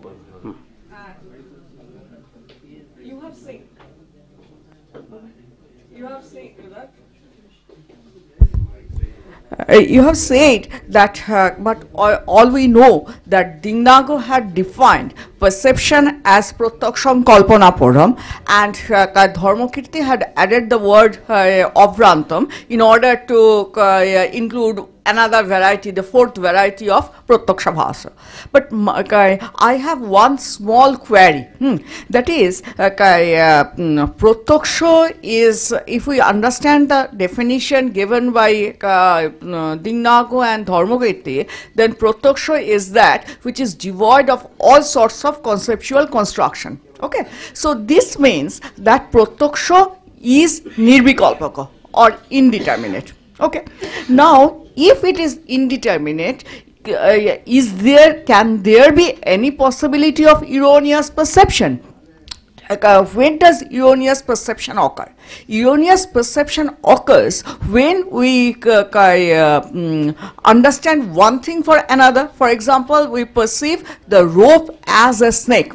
So, in order to have illusion, we must have first the experience of rope, or we must have the we must have the perception of snake. Now, this perception of snake is a determinate perception. So, how can this perception that this is a snake be itself a valid perception? So, unless it is a case of perception, how can it be considered as a case of erroneous perception? So, my question is, if we accept the definition of perception as given by Dignago and Dharmakirti, can we admit at all these cases of Prataksha Bhasha? Because Prataksha Bhasha always implies, I think, misunderstanding one object for another. So, to understand one object for one object, this means it is a case of determinate perception. Now, this determinate perception or determinate cognition, this I think it cannot be regarded as a case of perception according to the Buddhist theory by Dignago and Dharmakirti. This is my question. I would like to respond. Now, see, I mean, this is a possible way to look at the phenomenon. That is, the pramanya of a cognition is known not on the basis of that cognition itself, but on the basis of the cognition which follows, or the vyavahara which follows on the basis of that. Now, suppose a stick is bent in water and it looks bent in water when it is actually straight. Now, this cognition everyone has, and this is erroneous cognition. Now, that is because it gives rise to savikalpaka cognition, not because it itself is savikalpaka cognition of the nature of bent stick, but it gives rise to a particular savikalpaka cognition, namely the stick is bent. And that savikalpaka cognition is wrong, it is misleading, and therefore the cognition which causes that particular cognition must be a false cognition. This is how I mean, otherwise, in the case of Nirvikalpaka cognition, to determine whether it is a true cognition or false cognition is not possible on the basis of that cognition itself, because that cognition is cognition of some, say, sense datum, phenomenon, whatever. But then how to determine pramanya of that at all? So that is that will be based on the succeeding cognition, and that succeeding cognition will be Savikalpaka, of course. Cases of Anumana Bhasha, we consider the inference itself. When you consider some inference as wrong, we are not considering the consequence on the basis of the consequences, whether the inference is wrong or not. By the very nature of the inference, that is from the very nature of the inference, whether it satisfies all the criteria or not, we are judging.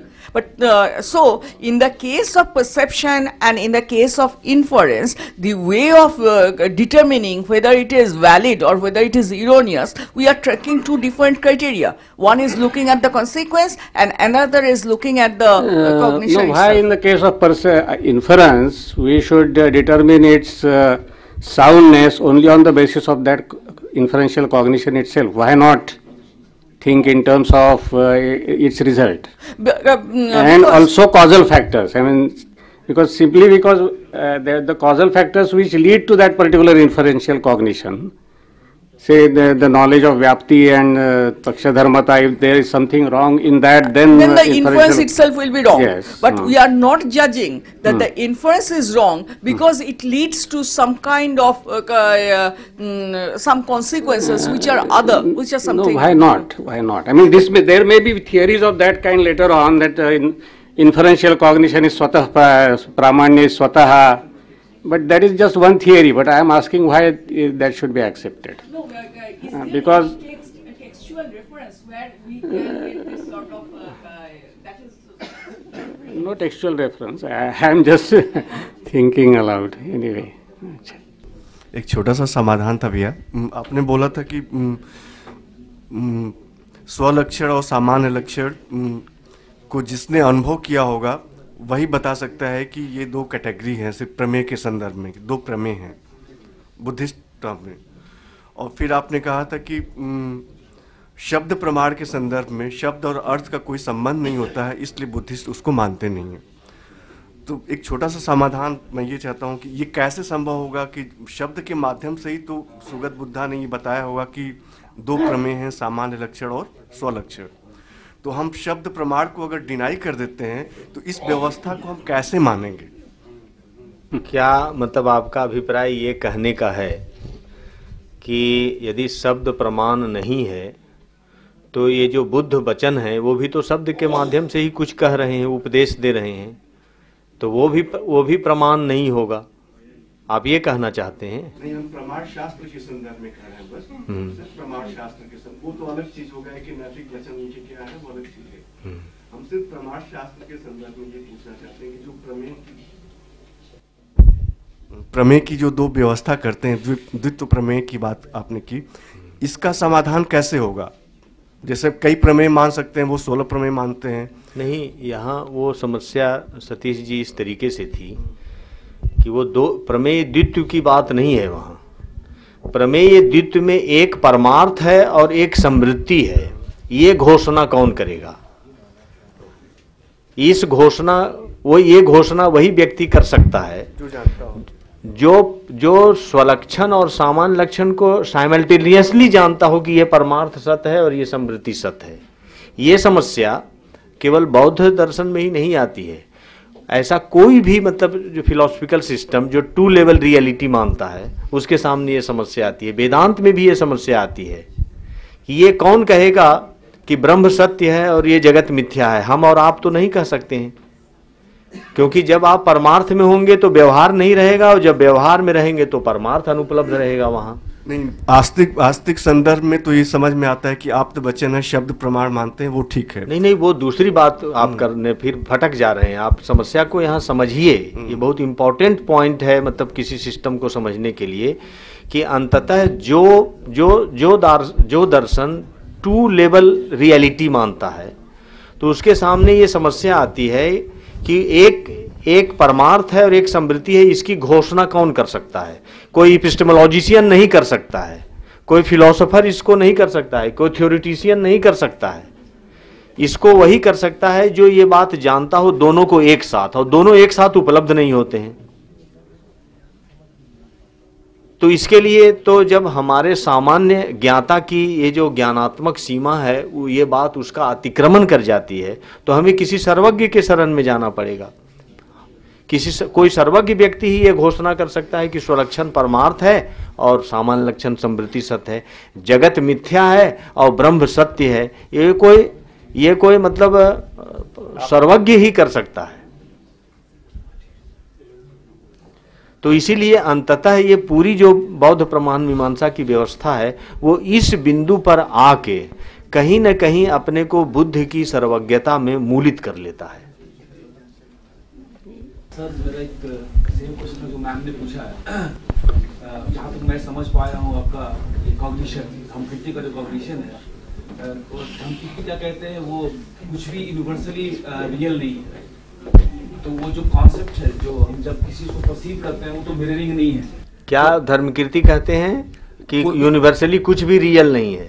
यही है ये ऐसा statement Dharmakirti का कहीं नहीं है। Dharmakirti sir तो यही कहते हैं ना कि वो जो आपका कॉन्सेप्ट है, जब आप कोई भी जैसे एक फायर को आप फायर समझते हैं, पहले सो आप समझते हैं ये ऑब्जेक्ट फायर है, तो ये जो फायरनेस है वो ऑलरेडी आपके पास माइंड, तभी तो आप फायर को फायर समझते हैं।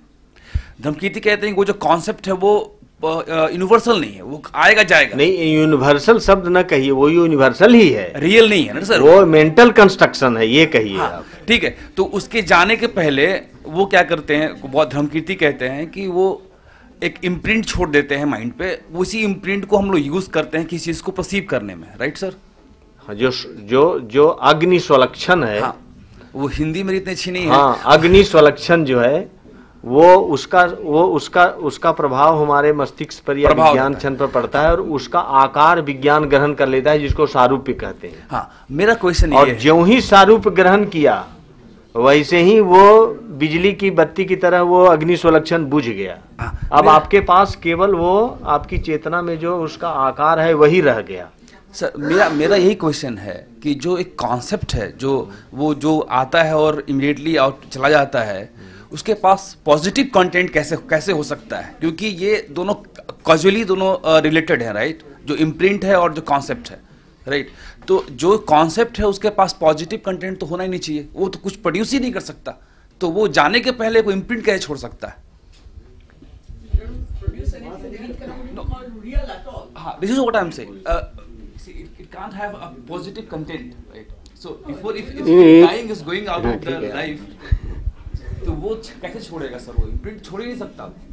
कौन इम्प्रिंट नहीं छोड़ सकता? जो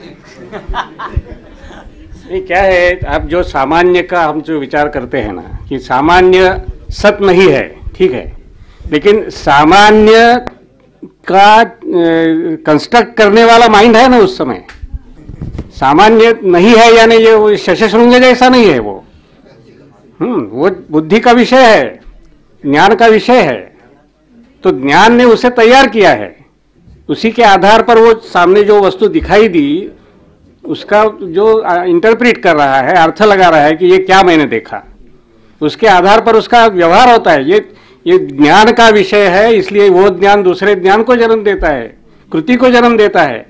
तो ऐसा नहीं है कि सामान्य लक्षण यानी जिसका कोई शशशृंग जैसा है वो आया गया, उसका क्या संबंध है, ऐसा नहीं है।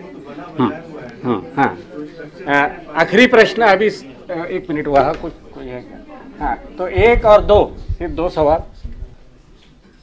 सर, आपने अपने व्याख्यान में कहा कि शब्द और अर्थ के संबंध में, शब्द और अर्थ में कोई संबंध नहीं है, लेकिन शब्द ही अर्थ है और अर्थ ही ज्ञान है। जब शब्द भाव रूप है, चेतना रूप है, संस्कार रूप है, तो फिर हम शब्द और अर्थ को अलग अलग कैसे जान सकते हैं? कैसे संबंध नहीं हो सकता है? पतंजलि तो कहते हैं ना कि सासना लांगुल ककुल कुद विषाणी नाम संप्रतयो भवती इति शब्द। जब यह भाव रूप है, चेतना रूप है, संस्कार रूप है, तो जब हम शब्द बोलते हैं तो अर्थ उसमें संग्रहित ही होता है। कालिदास भी ने भी इसकी चर्चा की है वागार्थ और संपृक्तों में। तो जरा हमको यह नहीं समझ में बात आती है कि शब्द और अर्थ दोनों अलग अलग हैं, इसमें कोई संबंध नहीं है, ये बात पचती नहीं है। मैं आपको एक छोटा डेमोन्स्ट्रेशन देता हूँ। ट ट ट मैंने कुछ शब्द का उच्चारण किया, क्या अर्थ आपके समझ में आया? मैंने एक शब्द का उच्चारण किया, आपके क्या अर्थ आपके मन में समझ में आया? कुछ नहीं आया। तो शब्द का उच्चारण हुआ, अर्थ समझ में नहीं आया है? तो आप जो तादाद में बता रहे हैं, जैसे वैयाकरणों ने बताया है या बाकी कोई लोगों ने बताया है, तो एक धारणा है और बौद्धों की अलग धारणा है।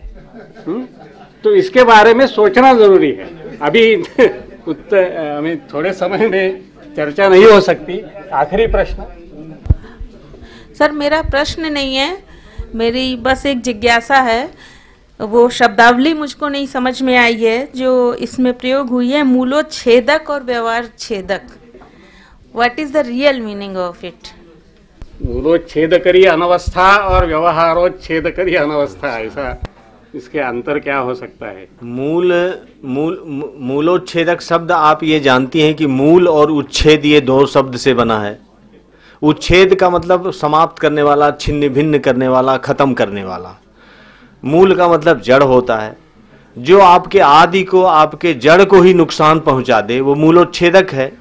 अब ये मूलोच्छेदक अनवस्था जो प्रमाण नैयायिकों के प्रमाण मीमांसा पर दिग्नाग के नागार्जुन के द्वारा प्रस्तुत की गई, वो बहुत देखिए कि नागार्जुन कहता है कि नैयायिक ये मानते हैं कि सभी चीज़ों की सिद्धि प्रमाण से होनी चाहिए। तो सभी चीज़ों में प्रमाण भी आता है, तो प्रमाण की भी सिद्धि किसी से होनी चाहिए। तो पूछा जाएगा कि क्या प्रमाण की सिद्धि प्रमेय से होती है? तो नैयायिक कहेंगे कि नहीं, ऐसा हम मान नहीं सकते हैं।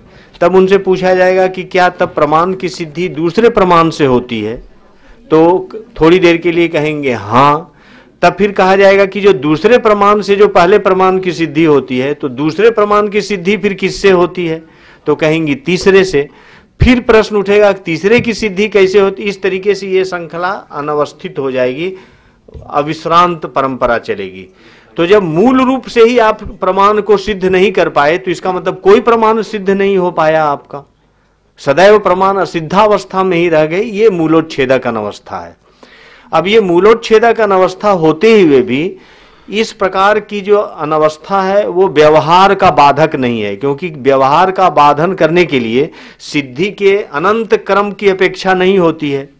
2-3 क्षणों में ही व्यवहार संपादन हो जाता है। इसलिए भले अनंत क्रम तक ये चीज अनवस्था के कारण असिद्ध रहता हो, लेकिन मेरा व्यवहार तो चल जाता है। यही उसका तात्पर्य। मैं माफी चाहता हूँ, आप अपना प्रश्न चाय पीते पीते पूछिए तो ज्यादा अच्छा रहेगा। और भी प्रश्नकर्ता होंगे, लेकिन समय की मर्यादा होते हुए हम तो यही समाप्त करेंगे। 10 मिनट में हमें वापस आना है, अगले दिन रात चलेंगे जैसे लग रहा है, इसीलिए यही समाप्त करना पड़ेंगे।